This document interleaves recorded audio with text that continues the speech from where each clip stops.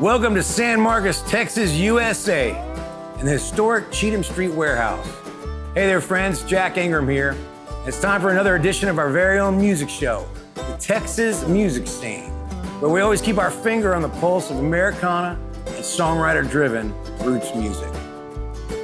And with that in mind, we spend this episode getting to know two buzzworthy artists.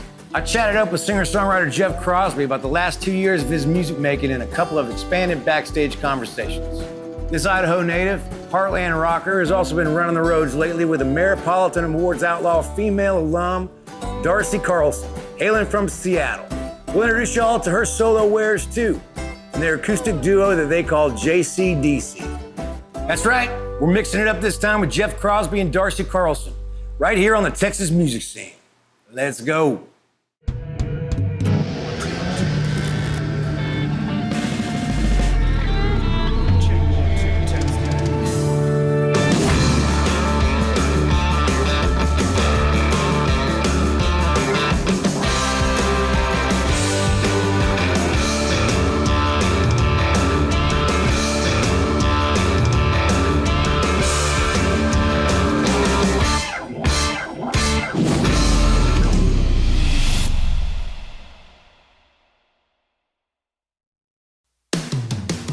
Texas Music Scene is brought to you by Visit San Marcos, Texas. Find cool river fun and hot live music at visitsanmarcos.com. And brand new Texas Music Scene merch is available now at texasmusicscene.com/store. You know, I became aware of Jeff Crosby from my trips up to Idaho to play the Braun Brothers reunion. This TV series has kept up with his creative output ever since. During the lockdown state of affairs in 2020, he released a full-length album called Northstar. Here's a story from the man himself.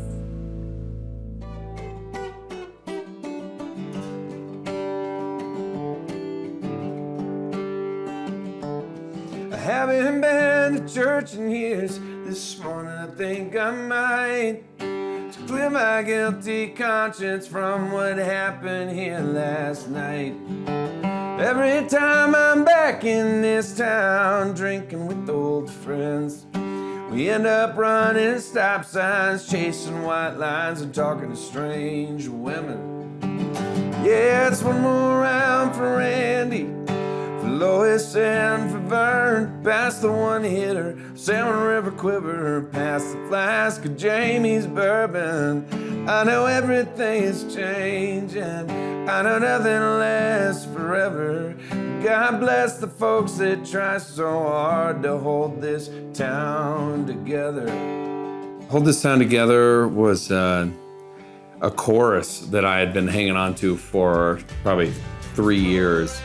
You know, just about these characters in my hometown. So I flew out to Boston to do some writing with Mickey.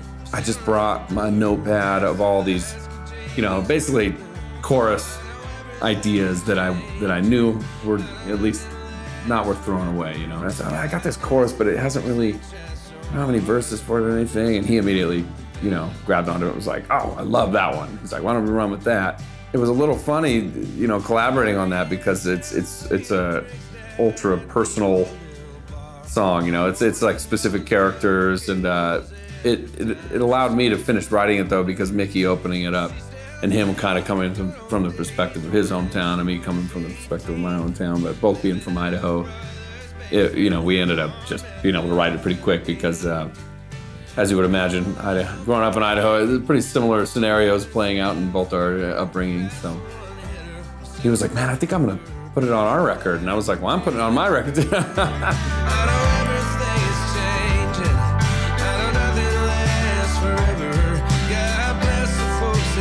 So hard to hold this town together. Northstar, I was chipping away at it between Portland, Oregon, and my friend Greg Williams over there.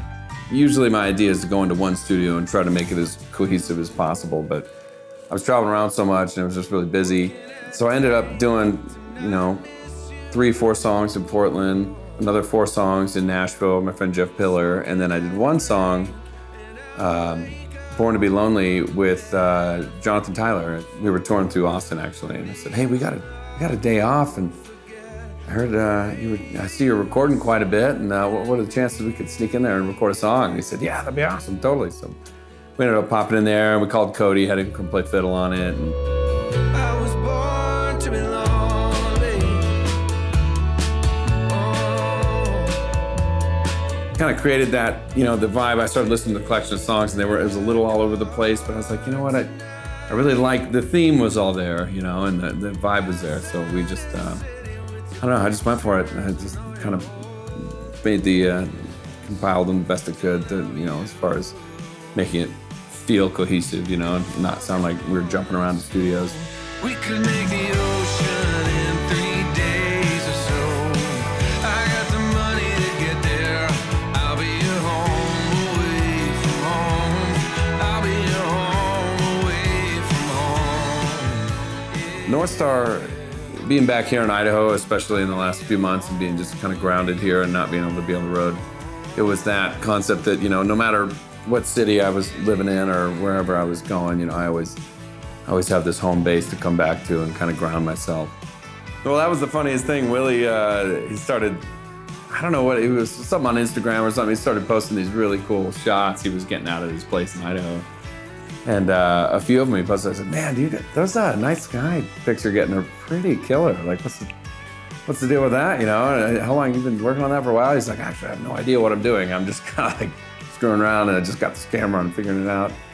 I said, man, I am obsessed with those like nighttime photos you have. And I was like, would you mind if I snag one of those for the cover? And he's like, oh my God, I'd be honored. He's like, free of charge. You know, it's like, even better. Oh, and I should thank my mother's God for giving her some faith in me. Maybe you don't have to see it to believe it.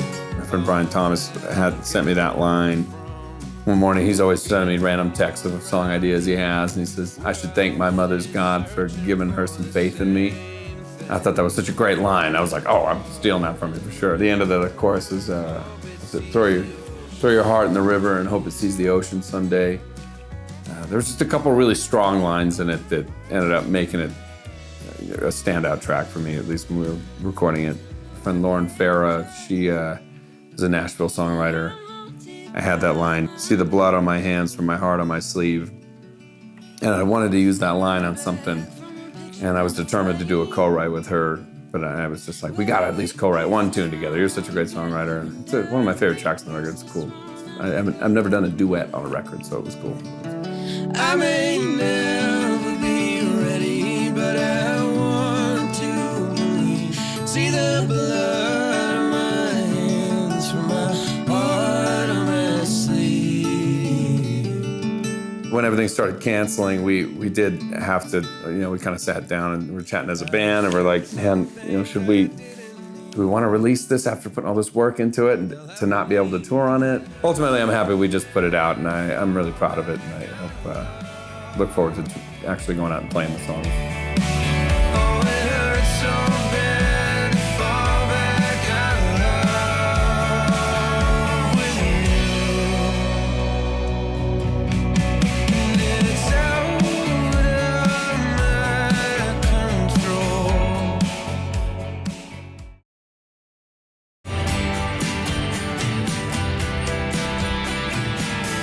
Hey friends, welcome back to the Texas music scene. Here now some more on Jeff Crosby's musical journey of late.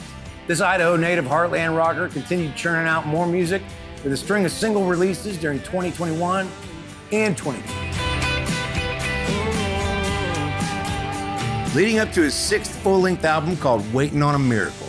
We caught back up with Jeff before a show in Fort Worth, Texas at the Magnolia Motor Lounge. If I've learned anything, there's nowhere with this greener grasses here with you at home.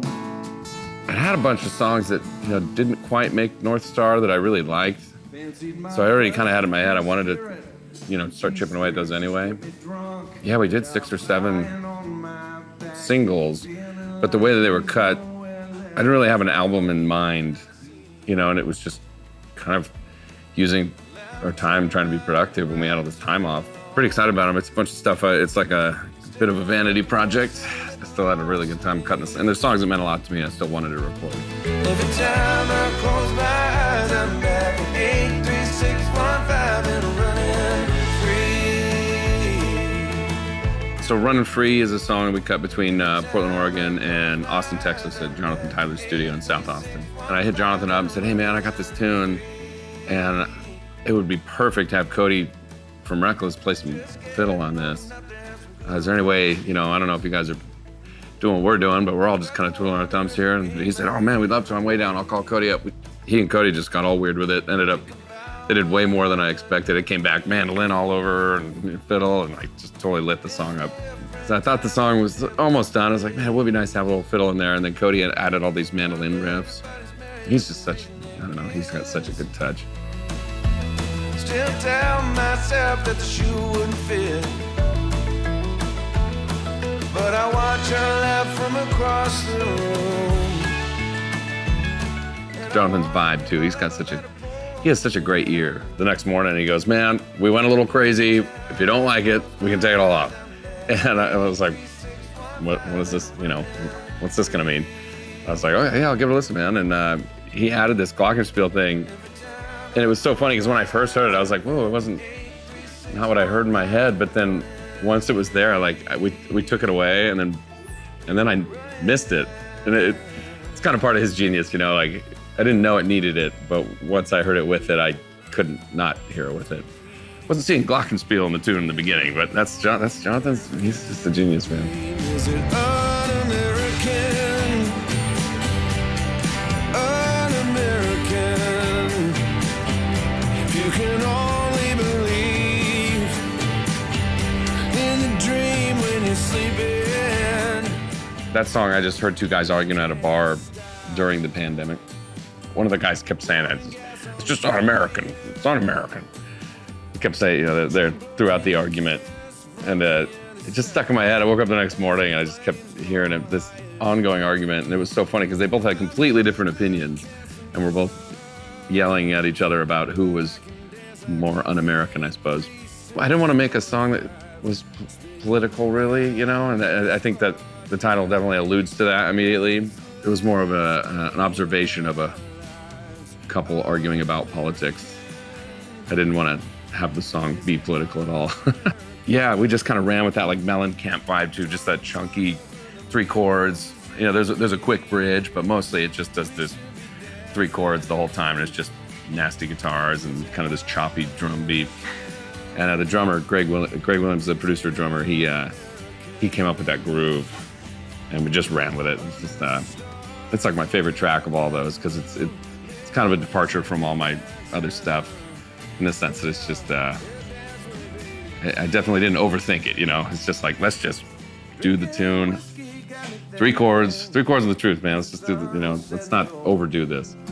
I got another day tomorrow in these mountains all alone, in the forest running wild, wind would whisper as it blows. Spent my time here as a child in Idaho. Yeah, so Idaho, or it was called Where I'm From. I wrote that when I was 18 years old, and it was our anthem in Idaho. Or it still is. It's a big hit in Idaho. For some reason, it really didn't take off anywhere else. I don't know why. When I was in Nashville, I was still living there, and Reckless Kelly was in town, and they were playing the Grand Ole Opry. I texted Willie. I said, hey man, I don't know what time you guys gotta do sound check, but it would be so awesome if you guys could pop by the studio. And I just wanna do a 1 take of this tune. And if you're game, it'd be really cool if you could sing a verse. You guys being fellow Idahoans, I just feel like this might be the perfect time to cut this tune and maybe get the version, They swung by, we got there about 11 in the morning and wrote out the words for Willie for the second verse. And we cut it 1 take, we just did it live in the room. They're a big part of Idaho and the music scene there, and I just thought it was really cool to get them on that song because that song's been a huge part of our, I guess, coming up. Always wondered what it'd be like, get a taste of that city life. When I got there, it seemed so clear to me. Had to trade in all these buildings for old pine trees. I love having, having those guys on speed dial. They all have really unique, different, qualities. They're pretty different writers individually. testing the waters. It's nice to have a couple parts, and I'm like, guys, I'm just not quite, this one's not coming together. I don't know what it is, but I think there's something here, though. It's I always love to kind of Hail Mary it over there. And hey, you guys get something sweet, if not, whatever. But I have a lot of half-finished ideas and, even stuff that's not even a song. Like, I want to write about this, and here's the chorus, And hey, if anything hits you, man, let me know. Yeah, I've been getting a lot of tunes done that way. It's been nice. Oh, Idaho, Idaho, that's where I come from, where I've grown. When we hosted Jeff Crosby during a recent Texas tour run of live dates, we got acquainted with Darcy CARLSON. This outlaw country singer-songwriter from Seattle, Washington, brings a punk rock style and approach to her solo original music, like her single release, Best I Ever Had.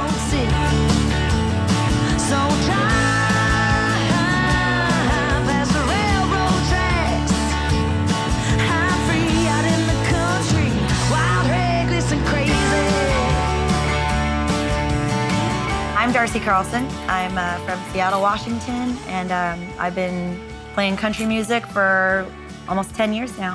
When I was about 10 years old, I took a liking to the acoustic guitar. I was blessed enough to have my parents want to support that, and they put me through private lessons and eventually ended up going to music school. Took a little break there in my mid-20s, but through high school I always had all-girl punk rock bands, and when I got back to music in my 20s, I started up another all-girl punk rock band called the Dolly Rottens with my good friend Geneva Butler.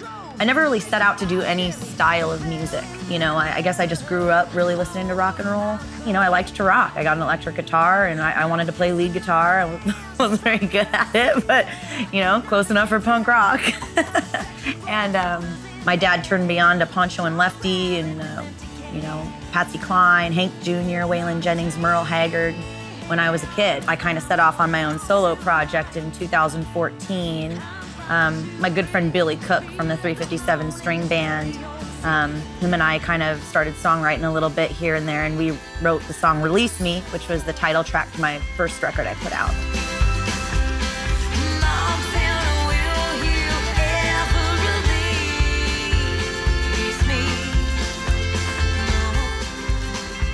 Kind of got hooked up with all the Farmageddon music people. And they kind of all took me under their wing and accepted me. It was, a lot of gutter punk kids, a lot of bluegrass kids. But I kind of fit in there somehow. And I never set out to be a country musician by any sense. I never set out to be a punk rock musician. I just wrote the music that was coming from my heart. And I think I still kind of do that.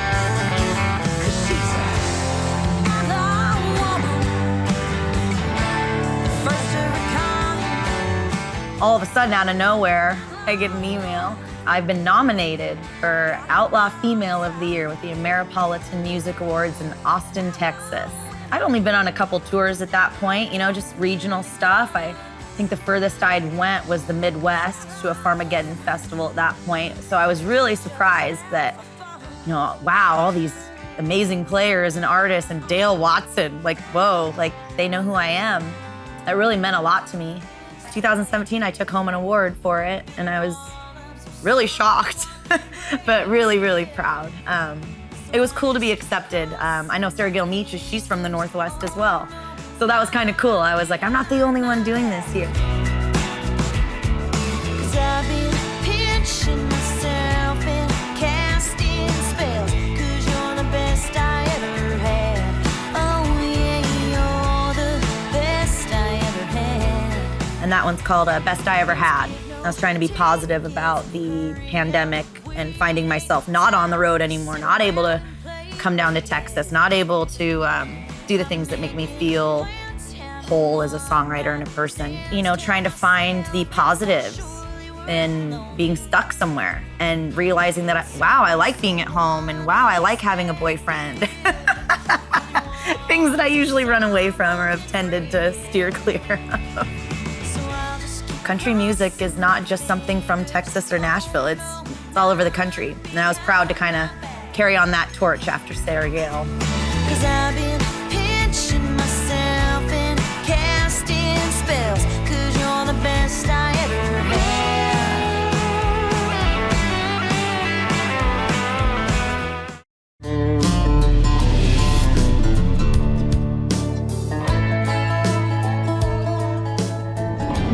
Stay with us, folks. There's a ton more Texas music left. When we get back, we'll round this episode out with a look at Jeff Crosby and Darcy Carlson, deemed JCDC, whenever they write and perform together as an acoustic duo. Coming up right here on the Texas Music Scene with me, Jack Ingram.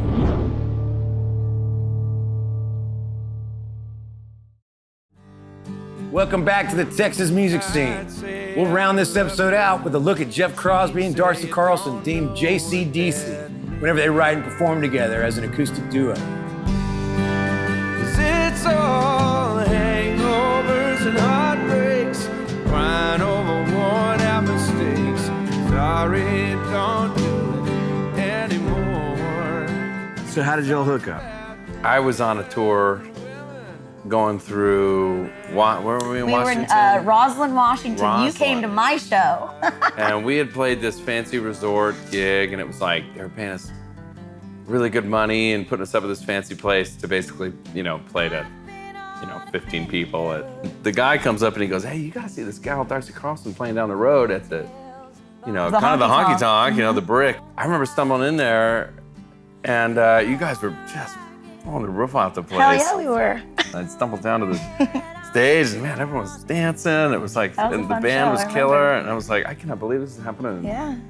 This weird little town in Washington. Yeah, so that was a year and a half before I will say I actually met you. I was Nice surprised to hear meet you. like a hard hitting Yeah. country band in Washington. Yeah. 'Cause it's all hangovers and heartbreaks, crying over worn out mistakes. Sorry doesn't cut it anymore. So were you gonna go do a Nashville thing? I'd been a long-time bartender in Seattle, and bartending always allowed me to play music and kind of build my own schedule. And finally got to a place where I was like, you know what? I'm not getting any younger, and music is taking up more of my time, and I want it to. This is what I want to do, and I need to move away. And I've always wanted to move to Nashville. And so in early 2020, I was going down to meet with a couple other females. We were gonna get a house together down there. And when I went down, that's when I saw that you had shows down there. And I went, oh God, Jeff Crosby, I was so impressed because he's such a great songwriter. And I was like, oh my God, this is what I want to be around. These are the people I need to be here. I need to move here. I really wanted to get into the craft of it and have people pull bigger in-depth side of me out. We all have the inner dialogue, Yes. and that's what songwriting really, at the heart of it, is getting to the unspoken voice. Yeah. And pulling that out. And that's what I really wanted And that's hard to figure do. out. Yeah, I wanted to figure out how to, get to the point where I hear a Jeff Crosby song and I'm just like, oh my God, how do you write that song? Well- That's where I really wanted to be in Nashville and meet those people. And then the pandemic hit. Weekdays and weekends, ain't no special reason. There's nothing to win, ain't nothing to lose. Down low down with these lockdown blues. So do you guys play a bunch of shows together? Yeah, so we started doing the JCDC thing, doing the duo shows, and when things started opening up, ended up working out because a lot of venues couldn't have a band. I mean, we just kind of teamed up because it was like, well, my band can't really do anything, your band can't really do anything, so we might as well write some songs out of the deal, and we did. And we ended up kind of turning it into this cool little thing that me being the more country honky-tonk side of things and then him being the more rock Americana, I thought it really was a fun, duo juncture that we could come together and write these songs and kind of help each other pull out those other sides of us.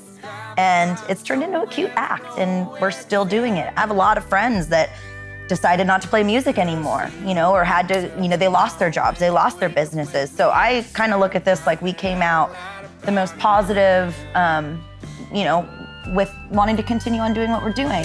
Lord, I wouldn't trade a tree for the way I feel about you in the morning. Anyhow, I love you. You guys write songs together.